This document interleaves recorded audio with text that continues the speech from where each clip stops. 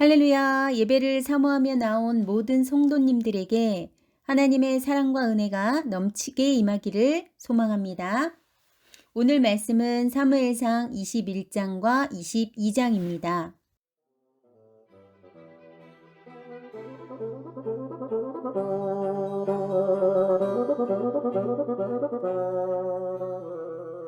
(21장) 다윗이 노베 가서 제사장 아히멜렉에게 이르니 아히멜렉이 떨며 다윗을 영접하여 그에게 이르되 어찌하여 내가 홀로 있고 함께하는 자가 아무도 없느냐? 하니 다윗이 제사장 아히멜렉에게 이르되 왕이 내게 일을 명령하고 이르시기를 내가 너를 보내는 것과 내게 명령한 일은 아무것도 사람에게 알리지 말라 하시기로 내가 나의 소년들을 이러이러한 곳으로 오라고 말하였나이다. 이제 당신의 수중에 무엇이 있나이까? 떡 5덩이나 무엇이나 있는 대로 내 손에 주소서. 하니 제사장이 다윗에게 대답하여 이르되 보통 떡은 내 수중에 없으나 거룩한 떡은 있나니 그 소년들이 여자를 가까이만 하지 아니하였으면 주리라. 하는지라. 다윗이 제사장에게 대답하여 이르되 우리가 참으로 3일 동안이나 여자를 가까이 하지 아니하였나이다. 내가 떠난 길이 보통 여행이라도 소년들의 그릇이 성결하겠거든.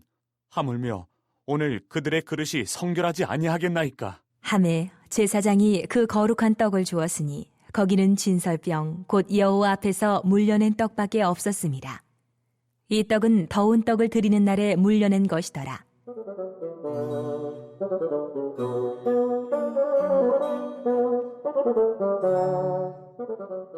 그날에 사울의 신하 한 사람이 여호와 앞에 머물러 있었는데 그는 도액이라 이름하는 에돔 사람이요 사울의 목자장이었더라. 다윗이 아히멜렉에게 이르되 여기 당신의 수중에 창이나 칼이 없나이까? 왕의 일이 급함으로 내가 내 칼과 무기를 가지지 못하였나이다. 하니 제사장이 이르되 내가 엘라 골짜기에서 죽인 블레셋 사람 골리앗의 칼이 보자기에 쌓여 에봇 뒤에 있으니 내가 그것을 가지려거든 가지라. 여기는 그것밖에 다른 것이 없느니라. 하는지라. 다윗이 이르되 그 같은 것이 또 없나니 내게 주소서. 하더라.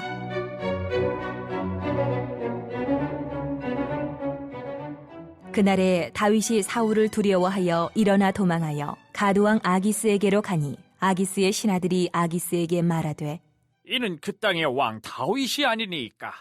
무리가 춤추며 이 사람의 일을 노래하여 이르되 사울이 죽인 자는 천철이요 다윗은 만만이로다 하지 아니하였나이까. 한지라.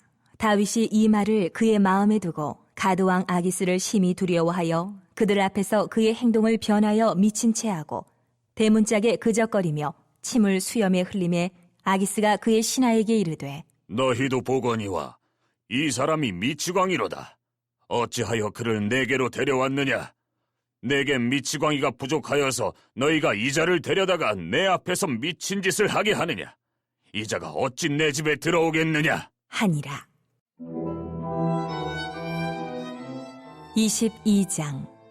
그러므로 다윗이 그곳을 떠나 아둘람 굴로 도망하매 그의 형제와 아버지의 온 집이 듣고 그리로 내려가서 그에게 이르렀고 환난당한 모든 자와 빚진 모든 자와 마음이 원통한 자가 다 그에게로 모였고 그는 그들의 우두머리가 되었는데 그와 함께한 자가 400명가량이었더라.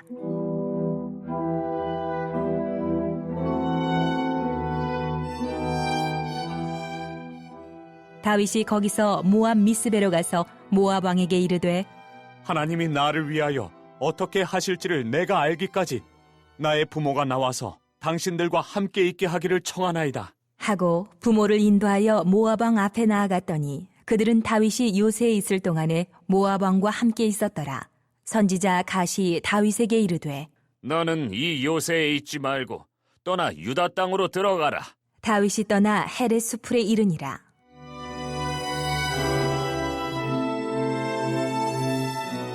사울이 다윗과 그와 함께 있는 사람들이 나타났다 함을 들으니라. 그때에 사울이 기브와 높은 곳에서 손에 단창을 들고 에셀나무 아래에 앉았고 모든 신하들은 그의 곁에 섰더니 사울이 곁에 선 신하들에게 이르되 너희 베냐민 사람들아 들으라. 이새의 아들이 너희에게 각기 밭과 포도원을 주며 너희를 천부장 백부장을 삼겠느냐? 너희가 다 공모하여 나를 대적하며 내 아들이 이새의 아들과 맹약하였으되 내게 고발하는 자가 하나도 없고 나를 위하여 슬퍼하거나 내 아들이 내 신하를 선동하여 오늘이라도 매복하였다가 나를 치려 하는 것을 내게 알리는 자가 하나도 없도다. 하니 그때에 에돔 사람 도액이 사울의 신하 중에 섰더니 대답하여 이르되 이새의 아들이 노베 와서 아히두베 아들 아히멜렉에게 이른 것을 내가 보았는데 아히멜렉이 그를 위하여 여호와께 묻고 그에게 음식도 주고 블레셋 사람 골리앗의 칼도 주더이다.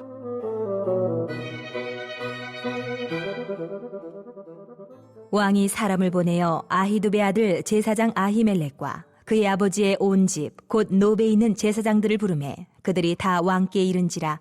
사울이 이르되 너 아히두베 아들아 들으라. 대답하되 내 주여 내가 여기 있나이다. 사울이 그에게 이르되 내가 어찌하여 이새의 아들과 공모하여 나를 대적하여 그에게 떡과 칼을 주고 그를 위하여 하나님께 물어서 그에게 오늘이라도 매복하였다가 나를 치게 하려 하였느냐. 하니 아히멜렉이 왕에게 대답하여 이르되 왕의 모든 신하 중에 다윗같이 충실한 자가 누구인지요. 그는 왕의 사위도 되고 왕의 호위 대장도 되고 왕실에서 존귀한 자가 아니니이까. 내가 그를 위하여 하나님께 물은 것이 오늘이 처음이니까 결단코 아니니이다. 원하건대 왕은 종과 종의 아비의 온 집에 아무것도 돌리지 마옵소서. 왕의 종은 이 모든 크고 작은 일에 관하여 아는 것이 없나이다. 하니라. 왕이 이르되 아히멜렉아, 내가 반드시 죽을 것이오. 너와 네 아비의 온 집도 그러하리라. 하고 왕이 좌우의 호위병에게 이르되 돌아가서 여호와의 제사장들을 죽이라. 그들도 다윗과 합력하였고 또 그들이 다윗이 도망한 것을 알고도 내게 알리지 아니하였음이니라. 하나 왕의 신하들이 손을 들어 여호와의 제사장들 죽이기를 싫어한지라. 왕이 도액에게 이르되 너는 돌아가서 제사장들을 죽이라. 하매 에돔 사람 도액이 돌아가서 제사장들을 쳐서 그날에 세마포 에봇 입은 자 85명을 죽였고 제사장들의 성읍 노베 남녀와 아이들과 젖 먹는 자들과 소와 나귀와 양을 칼로 쳤더라.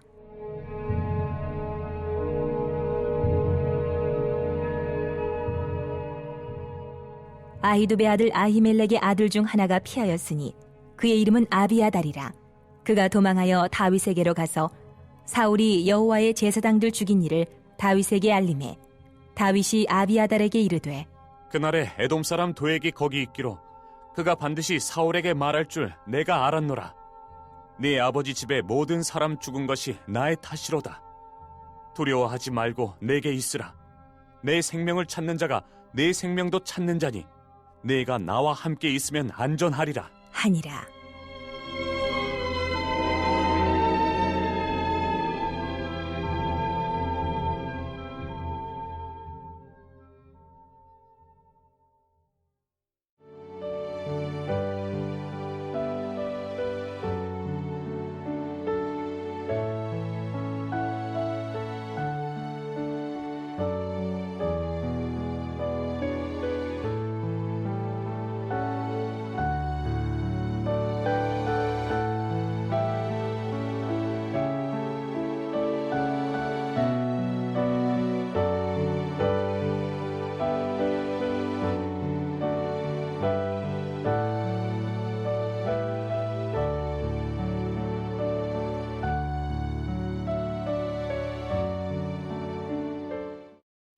사울의 시기로 생명의 위협을 느낀 다윗은 요나단을 통해 사울의 의도를 알게 된 후 어쩔 수 없이 도망길에 나서게 됩니다. 21장과 22장은 다윗의 도피 생활을 기록하고 있습니다. 먼저 요나단과 헤어진 다윗이 처음으로 찾아간 곳은 제사장들의 성읍인 놉이었습니다. 놉은 실로가 파괴된 후 대신하여 성소의 기능을 담당하였던 곳입니다. 그곳에서 제사장 아히멜렉을 만나게 됩니다. 홀로 있는 다윗을 이상하게 여기는 아히멜렉에게 다윗은 사울 왕에게 쫓긴다는 사실을 숨긴 채 사울 왕의 명령을 비밀리에 수행하고 있다고 둘러댑니다. 그리고 허기를 면하기 위해 음식을 요청합니다. 이러한 상황을 사울의 신하 중 한 사람이 지켜보게 됩니다. 7절입니다.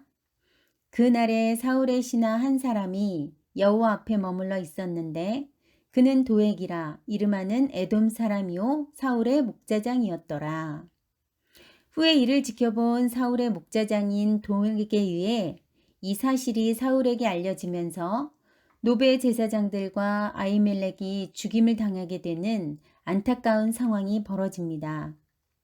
다윗은 하나님께서 자신을 왕으로 세우시겠다는 하나님의 약속을 의지하지 못하고 생명의 위협을 느끼자 아히멜렉을 찾아갔고 극도의 공포와 불안 속에서 위기를 모면하기 위해 거짓을 말하면서 아무 죄도 없는 제사장들을 죽음에 이르게 하는 사건이 발생하게 하였던 것입니다.